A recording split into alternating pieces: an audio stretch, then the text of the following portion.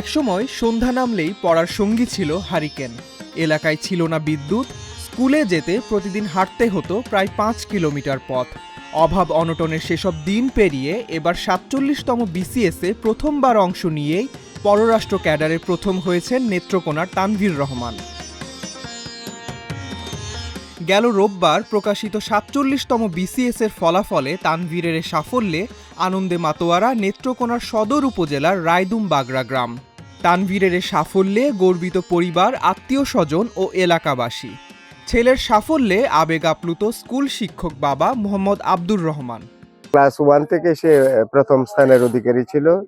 আর নিউমারি স্কুলেও সে যখন 6ষ্ঠ শ্রেণীতে ভর্তি হলো তখন সে প্রথম স্থান অধিকার করে ভর্তি হয় এবং মির্জাপুর ক্যাডেট কলেজেও সে প্রথম স্থান অধিকার করে তার শিক্ষা সমাপনী করছে। আমরা আল্লাহর কাছে শুকর আদায় করছি, শুকরিয়া আদায় করছি যে মহান আল্লাহ তাআলা আমাদের উপরে অনেক রহমত নাজিল করেছেন, সর্বোচ্চ রহমত নাজিল করেছেন, না হলে তো সর্বোচ্চ রেজাল্ট সে করতে পারে না। তার বন্ধুরা সবাই বিদেশে চলে গেছে, সে যে ডিপার্টমেন্টে পড়ছে তার পড়াশোনাটা আসলে বিদেশেরই।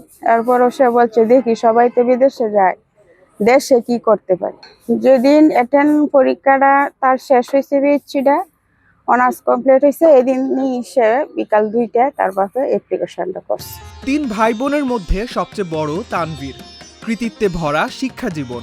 2019 সালে টাঙ্গাইলের মির্জাপুর ক্যাডেট কলেজ থেকে এইচএসসি পাশ করেন তানভীর। তারপর ভর্তি হন বাংলাদেশ প্রকৌশল বিশ্ববিদ্যালয়ের কম্পিউটার সায়েন্স অ্যান্ড ইঞ্জিনিয়ারিং বিভাগে। 2025 সালে স্নাতক শেষ করে বর্তমানে শিক্ষকতা করছেন ব্র্যাক বিশ্ববিদ্যালয়ে। প্রথমবার পরীক্ষায় অংশ নিয়েই পররাষ্ট্র ক্যাডারে প্রথম হওয়ার এই সাফল্য অনেকের কাছে বিস্ময়কর হলেও পরিবার বলছে এটি দীর্ঘদিনের পরিকল্পিত প্রস্তুতি, শৃঙ্খলা ও কঠোর পরিশ্রমের ফল।